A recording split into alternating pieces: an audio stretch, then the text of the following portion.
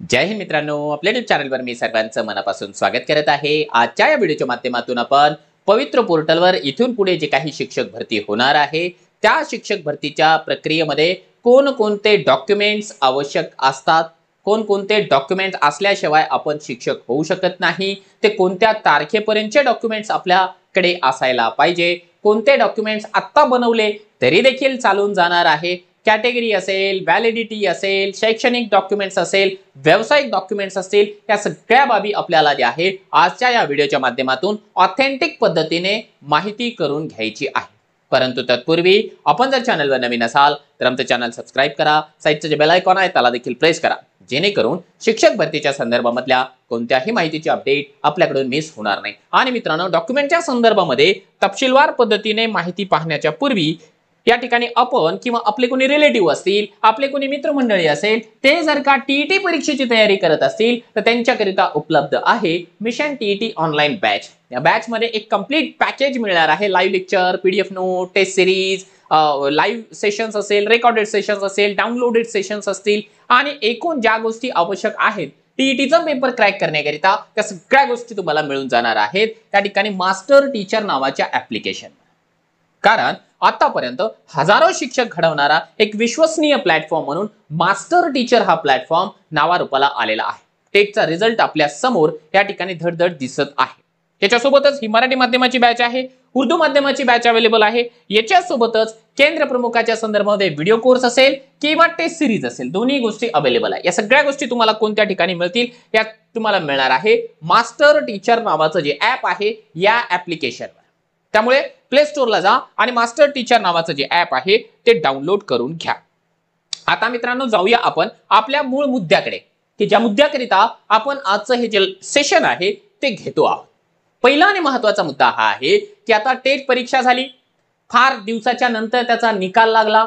निकाल लागल्याच्या नंतरची प्रोसेस काय?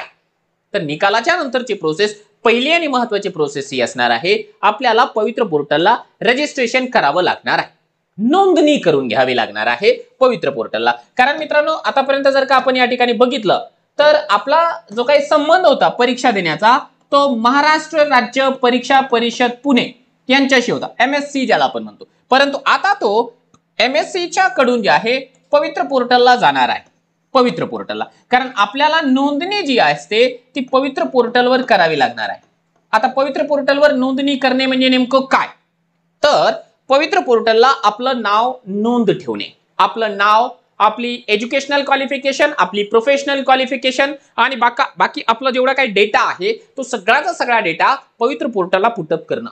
कारण आता आपली जी शिक्षक भरती आहे ती एमएससी कडून नाही होणार, पवित्र पोर्टल कडून होणार आहे आणि पवित्र पोर्टलवर नोंदणी करायची। आता ही जी नोंदणी आहे किंवा रजिस्ट्रेशन आहे ते कधी होऊ शकतं, हा एक महत्त्वाचा प्रश्न।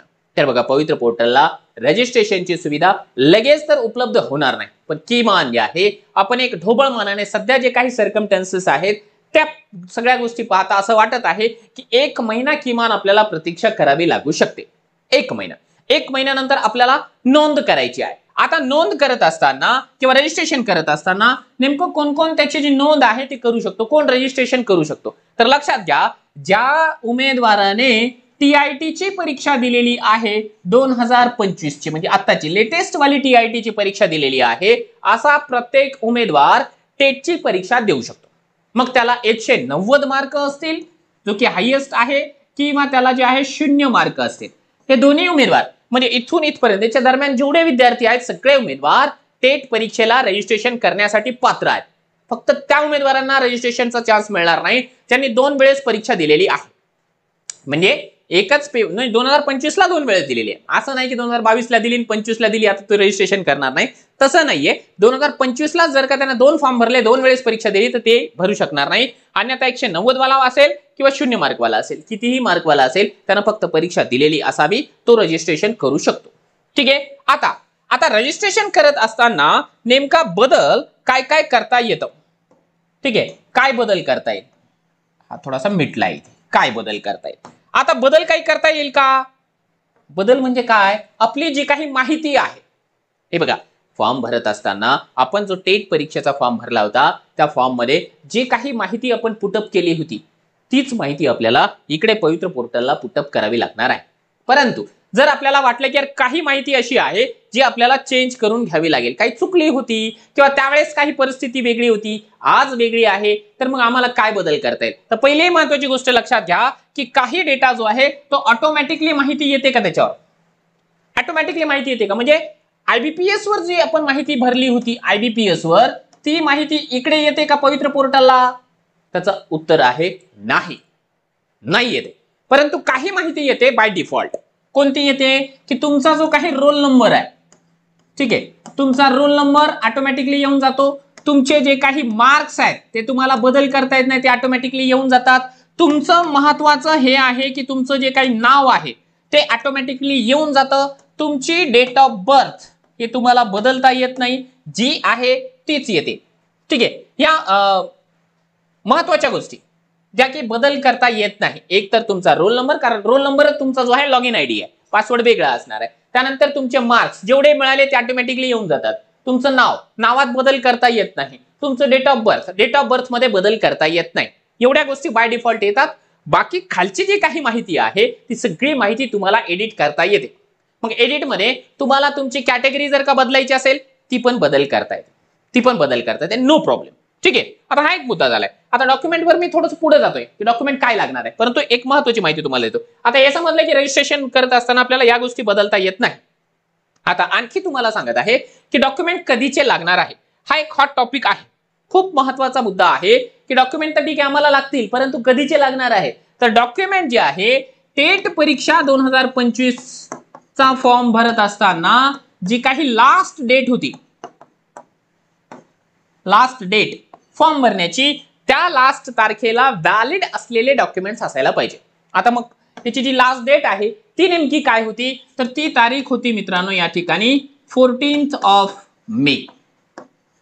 14th ऑफ मे, 14 मे 2025. 25 लिहिण्याची गरज आहे का? आम्हाला नाही वाटत गरज आहे, ठीक आहे, तरी पण लिहितोय.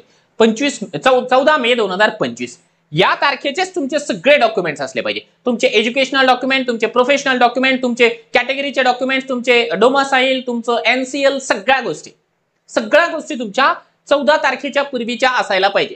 फक्त एक अपवाद या ठिकाणी सांगितलेला आहे. एनसीएल ला तुम्ही अप्लाय केलेलं असेल नॉन क्रिमिलियर साठी आणि नॉन क्रिमिलियरला अप्लाय केलेला आहे, त्याची फक्त तुमच्याकडे पावती आहे, पावती कधीची? 14च्या पूर्वीची, तर चालून जाईल. परंतु इतर जे डॉक्युमेंट्स आहेत ते तुम्हाला 14 मे 2025च्या पूर्वीचेच पाहिजे. त्याच्यानंतरचं कोणतंही डॉक्युमेंट चालणार नाही स्पष्टपणाने. मग तुम्हाला जर का एखाद्या उमेदवार, आता एनसीएल कुणाला लागतं तर बघा, ओपन वाल्यांना लागत नाही, ईडब्ल्यूएस ला लागत नाही, एससी ला लागत नाही, एसटी ला लागत नाही. ठीक आहे, एवढ्या कॅटेगरीला एनसीएल लागत नाही. बाकी सर्वांना एनसीएल लागतं, मग समजा एखादी अशी कॅटेगरी आहे, समजा एक उमेदवार आहे जो की ओबीसी कॅटेगरीचा आहे आणि त्यानं एनसीएल ला अप्लाय केलं होतं आणि फॉर्म भरत असताना, टेटचा फॉर्म भरत असताना एनसीएल ला येस केलं होतं, परंतु नंतर त्याच्या लक्षात आलं की आपल्याला एनसीएल मिळालंच नाहीये. मग अशा कंडिशनला यानं काय करावं, एनसीएल ला पवित्र पोर्टलला नो करून द्यावं. म्हणजे त्याचा फॉर्म ऑटोमॅटिकली जे आहे ओपन कॅटेगरीला गृहीत धरल्या जाईल. कारण ज्या कॅटेगरीला ओबीसी, म्हणजे ज्या कॅटेगरीला एनसीएल लागू असतं आणि त्यांच्याकडे एनसीएल नसतं, ते उमेदवार त्या कॅटेगरीला पात्र नसून ते ओपन साठी पात्र असतात. पण अशा कंडिशनला एक गोष्ट लक्षात घ्यावी लागेल, जर ओपन साठी आपण पात्र ठरत असाल तर आपल्याला ओपनचा क्रायटेरिया देखील फिलअप करावा लागेल. मग ओपनचं वयोमर्यादा असेल, ओपनची टक्केवारी असेल, ओपनच्या मार्कांच्या हिशोबाने टीईटी सीटीटीचे मार्क्स असेल, या सगळ्या गोष्टी आपल्याला त्याच अकॉर्डिंग पास करून घ्याव्या लागतील. हा एक महत्वाचा मुद्दा आहे. आता हा एक मुद्दा झाला. त्याच्यानंतर नावात बदल असेल तर काय करायचं? समजा आता बरेच जण असे आहेत की ज्यांच्या नावामध्ये थोडीफार मिस्टेक्स आहे. इकडे रमेश आहे, इकडे रमेश राव आहे, ठीक आहे, इकडे रहमान आहे, इकडे रहमान खान आहे.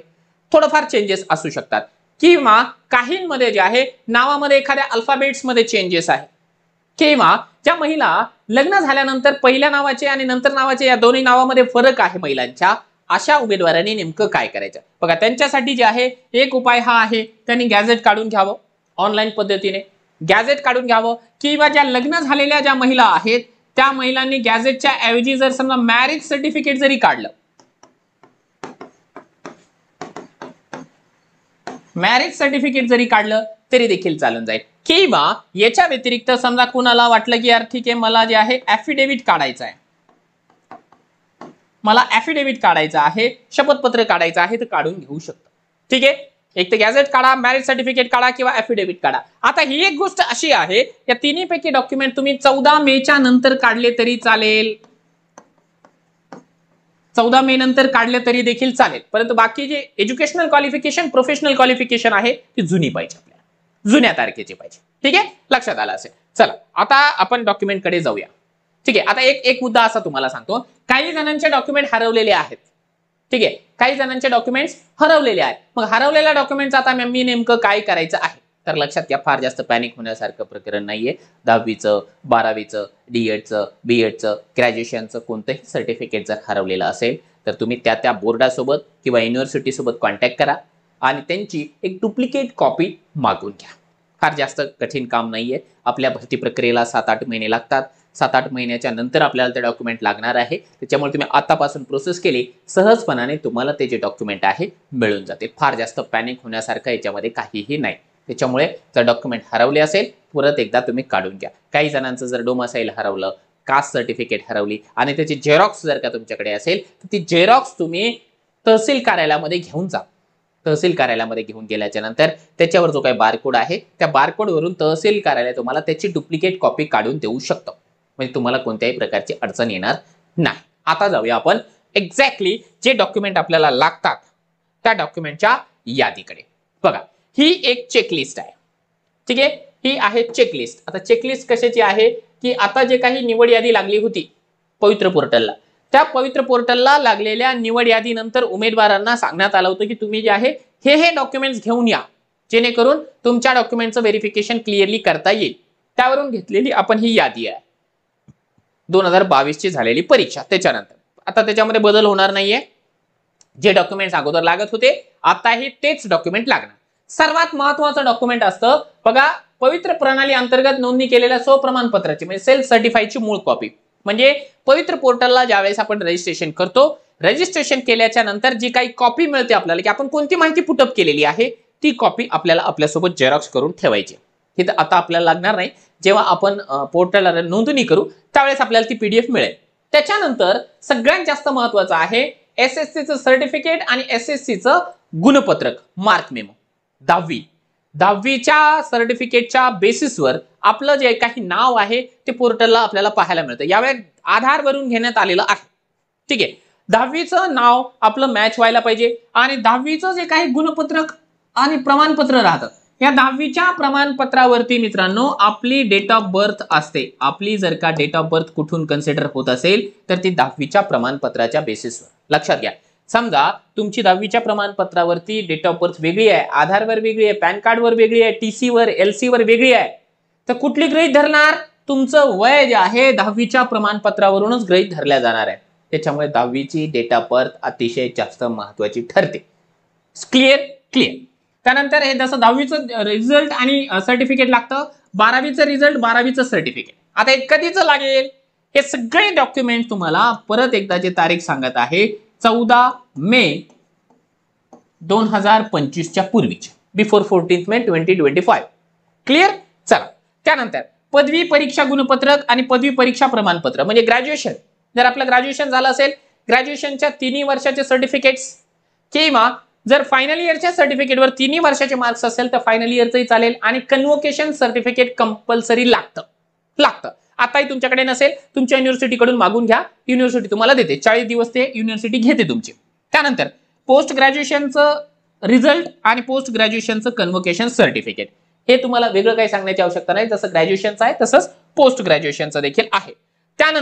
त्यानंतर आपलं जर का डीएड झालं असेल, आपलं जर का बीएड झालं असेल, आपलं बीपीएड झालेलं असेल, एमएड झालेलं असेल किंवा इंटिग्रेटेड झालेलं असेल, या सगळ्यांचं जे आहे एक तर तुम्हाला रिझल्ट द्यावा लागेल आणि त्यांचं जे आहे सर्टिफिकेट जे काही इश्यू झालेलं आहे ते सर्टिफिकेट देखील द्यावं लागणार आहे कंपल्सरीमध्ये. हे हरवलेलं चालत नाही. हरवलं असेल युनिव्हर्सिटीकडून डुप्लिकेट कॉपी तुम्ही या ठिकाणी मागून घ्या, परंतु हे लागणारच आहे. बीएडचं असेल, बीएडचं असेल, बीपीएडचं असेल, एमएडचं असेल, जे काही असेल, एटीडी असेल, त्या सगळ्या गोष्टी. त्यानंतर MSc असेल MSCITचं प्रमाणपत्र इथे सांगितलंय त्यांनी 14 नंबरला. आता MSCIT जी आहे संगणक अर्हता प्रमाणपत्र, ठीक आहे MSCIT. आता MSCIT कंपल्सरी नाही. जर समजा तुम्ही पवित्र पोर्टलला नोंदणी करत असताना MSCIT झाली आहे का येस केलं असेल तर ते सर्टिफिकेट लागेल, अन्यथा तुम्हाला द्यायची गरज नाही. तुम्ही जॉबला लागल्याच्या नंतर 2 वर्षानंतर तुम्हाला MSCIT द्यावी लागते, तसे शासन निर्णय आहे. आपण आपल्या टेलिग्रामच्या चॅनलला देऊ, त्याच्यामुळे त्याची चिंता तुम्ही करू नका. त्यानंतर जर तुम्ही 1 ते 8 वर्गासाठी पात्र असाल तर मग तुम्ही TETचं पेपर 1 किंवा CTETचं पेपर 1 किंवा CTETचं पेपर 2 किंवा TETचं पेपर 2 यापैकी TET किंवा CTET जे काही पास असाल त्याचं ओरिजिनल प्रमाणपत्राची कॉपी तुम्हाला त्या ठिकाणी पुटअप करावी लागेल. आता हे देखील कधीच पाहिजे आपल्याला, ती जी तारीख अगोदर सांगितली आहे 14 मे 2025 त्याच्या पूर्वीच पाहिजे आहे. त्यानंतर अभियोग्यता व बुद्धिमत्ता चाचणीचं गुणपत्रक, टेटची गुणपत्रक, ठीक आहे. एक तर गुणपत्रक पाहिजे किंवा यादीमधलं आपलं नाव पाहिजे. म्हणजे आता सध्या तुम्ही जर का MSCच्या वेबसाईटला गेलात, तुमचं पर्सनल लॉग इन केलं IBPSच्या वेबसाईटला, तिथे तुम्हाला तुमचा रिझल्ट डाउनलोड करून पाहण्याची सुविधा आहे. ते डाउनलोड करून ठेवा, सांभाळून ठेवा. डॉक्युमेंट व्हेरिफिकेशनच्या वेळेस त्या रिझल्टची ओरिजिनल कॉपी आपल्याला लागते, म्हणजे झेरॉक्स कॉपी आपल्याला लागते, ती आपण या ठिकाणी जपून ठेवायची आहे. हे तर झालं एज्युकेशनल आणि प्रोफेशनल क्वालिफिकेशन. आता याच्यानंतर आपण जाऊया फार महत्वाच्या मुद्द्याकडे, ज्या मुद्द्यावरती बऱ्याच जणांची जी आहे गोची झालेली असते. जर आपल्याला आरक्षण लागू असेल तर आपल्याला जातीचं प्रमाणपत्र कास्ट सर्टिफिकेट, त्यानंतर आपल्याला जात वैधता प्रमाणपत्र लागेल, ST ला अनिवार्य आहे. याला जात वैधताला आपण काय म्हणूया तर आपण म्हणूया त्याला व्हॅलिडिटी, ठीक आहे. Caste validity. आता तुम्ही म्हणाल सर कास्ट व्हॅलिडिटी लागते का?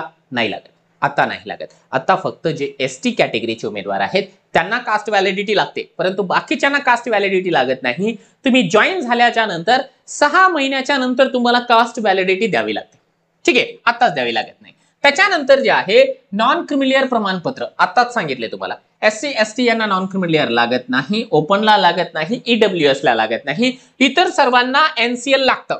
समजा NCL ला तुम्ही या ठिकाणी नो केलं, ऑटोमॅटिकली तुमची जी काही गणना आहे ती ओपन कॅटेगरीला केली जाते.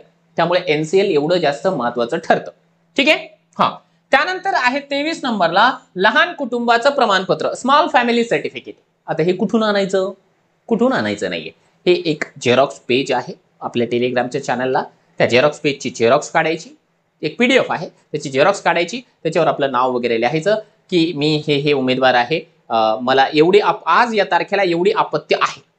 1 असेल 2 असेल, 2 पेक्षा जास्त आपत्य आपल्याला चालत नाही. 2 पेक्षा जास्त आपल्याला आपत्य असतील तर ते आपत्य नसून आपल्यासाठी आपत्ती असते. आपण शिक्षक होऊ शकत नाही. आता ज्यांचं लग्न झालं त्यांनी पण द्यायचं, ज्यांचं लग्न झालेलं नाही त्यांनी पण द्यायचं आहे. लेकरं नाही असं सांगायचं फक्त की ठीक आहे मग असं आहे, मला आज घडीला जे आहे 0 मुलं आहेत, 2 मुलं आहेत, 1 मुलं आहे जे आहे ते. पण लहान कुटुंबाचं प्रमाणपत्र आपल्याला द्यायचं आहे. शाळा सोडल्याचा दाखला, याला आपण काही जण TC म्हणतो, काही जण त्याला LC म्हणतात. हे आपल्याला लागतं. खऱ्या अर्थानं ना हे नसलं तरीही चालून जातं बऱ्याच वेळा, त्याच्यामुळे आपण डिस्क्वालिफाय होत नाही. पण तो असलं तर ठीक आहे, बेटर आहे. 10वीची असो, 12वीची असो, D.Edची असो, ग्रॅज्युएशनची असो, कोणतीही एक TC चालते, ठीक आहे. असली तर चालते, नसली तरी ते थोडंसं धकण्यासारखं आहे. जन्माचं प्रमाणपत्र, आता याच्यामध्ये शालन प्रमाणपत्र, शाळा सोडल्याचा दाखला, या सगळ्या गोष्टी चालून जातात. आता बघा जन्माचं प्रमाणपत्र खऱ्या अर्थाने लागत नाही, ठीक आहे. हा मुद्दा याने ऍडिशनल दिलेला आहे. परंतु आपल्या LC वर किंवा TC वर ना आपल्या जन्माचा उल्लेख असतो, तसं असेल चालून जातं, धकून जातं. त्यानंतर ना एक महत्वाचा भाग आहे बघा की महाराष्ट्रातील रहिवासी असल्याचा अधिवास, ज्याला आपण डोमासाईल असं म्हणतो, ठीक आहे. डोमासाईल, डोमासाईल प्रमाणपत्र प्रत्येक कॅटेगरीला आवश्यक आहे, ओपन सोडून. ओपनला नसलं तरी चालतं. जर डोमासाईल आपल्याकडे नसेल तर आपली गणना कॅटेगरीमध्ये होत नाही, ओपनला होते. लक्षात घ्या, डोमासाईल नाही याचा अर्थ असा होतो आपण महाराष्ट्राचे रहिवासी नाही. मग आपल्याला जर का रिझर्वेशनचा फायदा घ्यायचा असेल तर डोमासाईल लागेल. आणि डोमासाईल कोणत्या तारखेचं लागेल? त्याच तारखेचं, 14 तारखेच्या पूर्वीचं, ठीक आहे. त्यानंतर आधार कार्ड लागेल आपल्याला, पासपोर्ट लागेल, पॅन कार्ड, ड्रायव्हिंग लायसन्स, यापैकी एक फोटो ID लागेल. त्यात आपल्यापैकी प्रत्येकाने जे आहे आधार कार्ड प्रमाणे नाव भरलेलंच आहे, म्हणजे आपल्याकडे आधार कार्ड आहे. आता समजा आपण अपंग आहोत, दिव्यांग उमेदवार असेल तर दिव्यांग उमेदवाराला त्याचं सर्टिफिकेट लागणार आहे. आणि त्याची एक वेबसाईट आहे बघा, स्वावलंबन.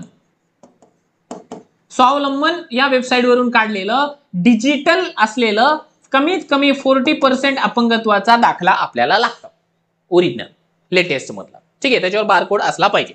त्याच्यानंतर माजी सैनिक असेल तर माजी सैनिकाचा दाखला, खेळाडू असेल तर खेळाडूचा आपल्याला सर्टिफिकेट लागतं. हे बघा बरेच जण काय करतात माहिती काय, ते खेळाडूमध्ये ना मिस्टेक्स करतात.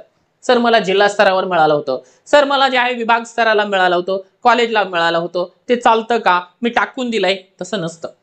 आपल्याला आपल्या क्रीडा अधिकाऱ्याच्या वतीने त्याला व्हेरीफाय करून आणावं लागतं. क्रीडा कार्यालयामध्ये त्याची नोंद असावी लागते, तर आपल्याला त्याचा फायदा घेता येतो. त्यामुळे क्रीडा आरक्षणाच्या संदर्भामध्ये जे आहे, खेळाडूच्या आरक्षणाच्या संदर्भामध्ये जो काही GR आहे तो व्यवस्थितपणाने वाचा. मी आपल्या टेलिग्रामच्या चॅनलला दिलेला आहे, ठीक आहे. त्याचा दाखला लागेल. प्रकल्पग्रस्त असेल तर प्रकल्पग्रस्त आपल्याला या ठिकाणी त्याचा दाखला लागणार आहे. आता प्रकल्पग्रस्ताचं बऱ्याच जणांनी जे आहे वडिलांच्या नावाचं आपल्या नावावर केलेलंच नाही, तसं नाही चालत आहे. लक्षात घ्या, आपण जर का उमेदवार असाल तर आपल्याच नावाचं प्रकल्पग्रस्ताचा दाखला असायला पाहिजे, दुसऱ्याच्या नावाचं नाही. आणि जरी ट्रान्सफर केलेलं असेल तर ट्रान्सफर तो आपल्या नावावर त्या तारखेच्या पूर्वी झालेला असला पाहिजे. मग ते भूकंपग्रस्त असेल, प्रकल्पग्रस्त असेल किंवा अनाथाचं प्रमाणपत्र असेल, हे तिन्ही प्रमाणपत्र आपल्याला लागेल. म्हणजे ज्याला जे लागू आहे ते. आता मी आहे तर मी अनाथच नाही, मी माजी सैनिक नाही, मी खेळाडू नाहीये, मी भूकंपग्रस्त नाही, मी प्रकल्पग्रस्त नाही, मग मला हे लागेल का? नाही ना लागणार. जे लागू आहे ते मला द्यावं लागेल. पण ज्याचा फायदा मला घ्यायचा आहे ते सगळे सर्टिफिकेट मला जोडावे लागेल, ठीक आहे. कुणी जर का असं असेल की आत्महत्याग्रस्त शेतकऱ्याचा पाल्य असेल तर मग त्याला त्याचं प्रमाणपत्र लागेल. त्यानंतर जर का तो 1991 चे जनगणना अधिकारी असेल, त्याचं सर्टिफिकेट त्याच्याकडे असेल तर त्यानं ते टाकायचं. कुणी जर का अंशकालीन उमेदवार असेल तर त्यानं त्या पद्धतीने तहसीलदाराचं प्रमाणपत्र जोडायचं. यानंतर जे आहे विवाहानंतर नावात बदल असल्यास राजपत्र लागेल. नावात बदल असल्यावर राजपत्र, मॅरेज सर्टिफिकेट, ॲफिडेव्हिट. आता हे कधी लागेल? पवित्र पोर्टलला रजिस्ट्रेशनच्या वेळेस नावात बदलचं काही लागत नाही, लक्षात घ्या. हे तुम्हाला लागेल डॉक्युमेंट व्हेरिफिकेशनच्या वेळेस, ठीक आहे. गॅझेट, ॲफिडेव्हिट, आणि ते कधीचं पण चालतं, ते कधीचं पण चालतं. अगोदर सांगितलं मी, आजच्या तारखेचं देखील चालून जाईल. आणि सर्वात शेवटी एक हमीपत्र आपल्याला द्यावं लागतं. ते रजिस्ट्रेशनच्या वेळेस द्यावं लागत नाही, परंतु डॉक्युमेंट व्हेरिफिकेशन झाल्यानंतर एक हमीपत्र द्यावं लागतं की हे जे काही मी डॉक्युमेंट या ठिकाणी सादर केलेले आहे ते सगळे ओरिजिनल आहे. याच्यापैकी जर का एखादं बनावट, चुकीचं डॉक्युमेंट आढळलं तर मग माझी निवड जी आहे रद्द करण्याची परवानगी तुम्हाला असेल आणि माझ्यावरती योग्य तो कारवाई देखील तुम्ही करण्यासाठी सक्षम असाल. असं आपल्याला एक हमीपत्र द्यावं लागतं. ते हमीपत्र आपल्याला ते जिल्हा परिषद किंवा नगरपालिका, महानगरपालिका ते देऊन टाकतात. तर एवढे डॉक्युमेंट्स आपल्याला जे आहे मित्रांनो लागून जातात. हे महत्वाचे. आता याच्यापैकी काय करा, तुमच्याकडे कोणते डॉक्युमेंट्स आहे नाही ते सगळे तपासून बघा.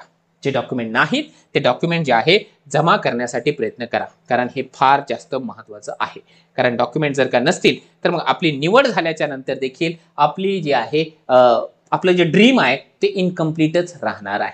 त्यामुळे सर्वांनी या सगळ्या गोष्टी लक्षात घ्या. आता जनरली एक गोष्ट लक्षात घ्या की टेटचा फॉर्म भरत असताना सर मी वेगळी कॅटेगरी टाकली होती, आता माझी कॅटेगरी बदल करू शकतो का? ठीक आहे, उदाहरण म्हणून तुम्हाला सांगतो. एक मराठा उमेदवार आहे, ठीक आहे, एक मराठा उमेदवार आहे आणि मराठा उमेदवारांना अगोदर या ठिकाणी ईडब्ल्यूएसचं रिझर्वेशन होतं, म्हणून त्याने टेटचा फॉर्म भरत असताना समजा त्याची कॅटेगरी जी आहे ईडब्ल्यूएस करून टाकली होती.